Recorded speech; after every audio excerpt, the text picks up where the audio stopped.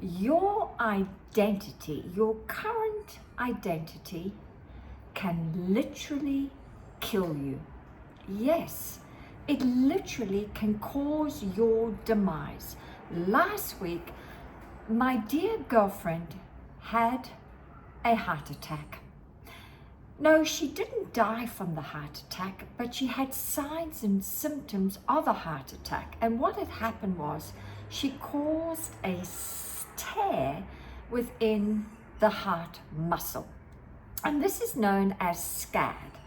I don't know the full terminology, but it's called a SCAD experience. And this often happens to marathon runners who, over a period of time of really intensive exercise, can cause the heart muscle to break down, so to speak, because the heart is a muscle, remember?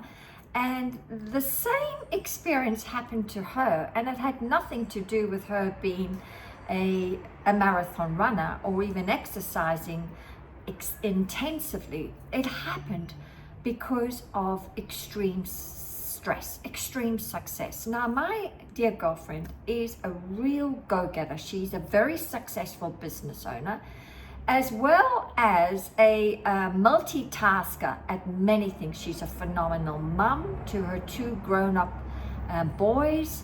She's also a phenomenal wife to her husband, who runs his own business. She runs also a highly effective and efficient household. I mean, she is a jack of all trades, and she believes the tear happened, the stress happened because of her workload. Her workload. She is so used to doing. And this identity has served her well over many years, but now it's playing its part where it's not serving her anymore. And I often see this identity showing up in high performers, high achievers, especially in the companies right now, in the workforce, where you've got mothers who are juggling not only a family, a household, but they also are full-time workers, and they're working really, really hard, juggling a lot of moving pieces and trying to keep it together. And this identity is very effective in getting a lot done in a very short period of time. But this identity over time can deplete you, it can drain you, it can actually cause you to cause your own demise. Because think about it, the body can only live with so much stress.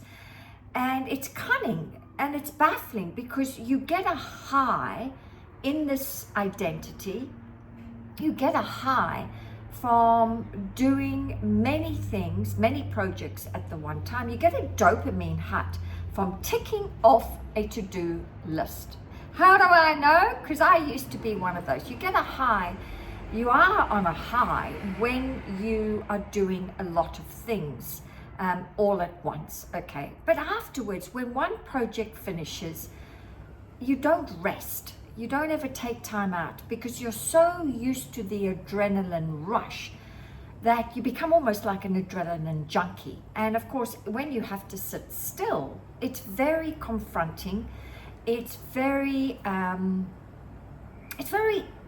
activating to a nervous system that's so used to being up here, go, do. And then suddenly you're asking the nervous system to slow down and do nothing. I mean, that's a big gap to close, a massive gap to close.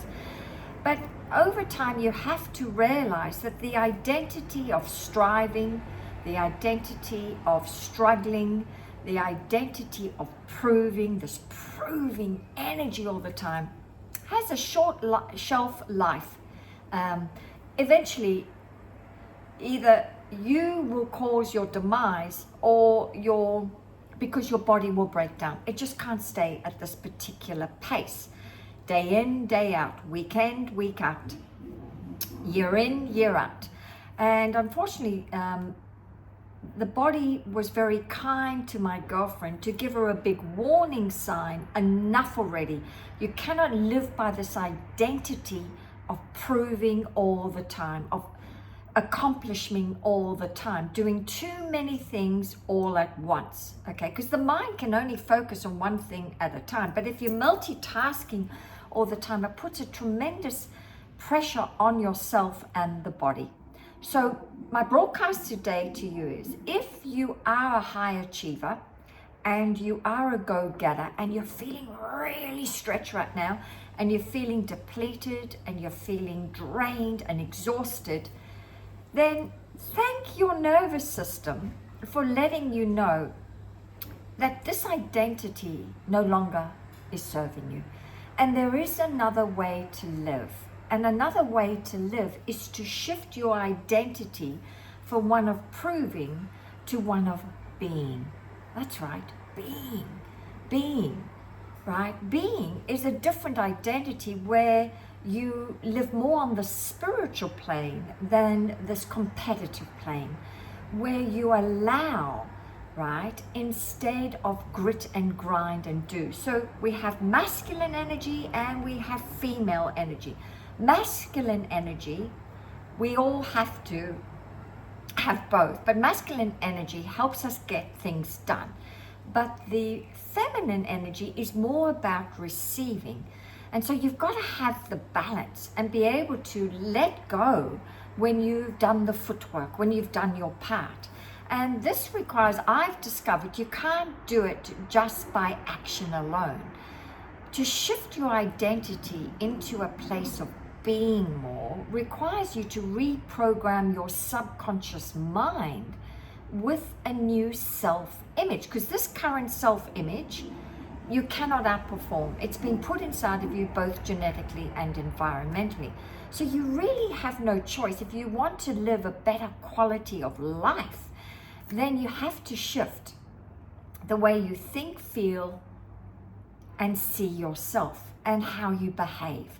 And this is taking some new ideas and with constant space repetition, planting these ideas into the deep recess of the subconscious mind and literally reprogramming yourself with a new identity. And when you get these ideas inside the subconscious mind over a period of time, you start to show up differently because you've put a new project, a new destination inside the subconscious mind, and then it takes over. It's really that simple. You don't do it with action, because the action you're fighting against the old paradigm, right? It's like someone going to the gym wanting to lose 50 pounds, but they've never reprogrammed their subconscious mind, their cybernetic mechanism with a new weight. So they're trying to do it with action, and action alone doesn't make it happen. Well, it's the same. If you are in an identity of proving, you've got to reprogram yourself with a new identity, and then the subconscious mind will take over and start to cause you to act in a very different way. So my broadcast today is all about supporting you now. If you are worn out, you're exhausted, you're sick and tired of having to prove yourself, this proving energy, then there is another way, and I'm giving you hope right now. Shift your identity, and you do this with space-time repetition, not just action alone.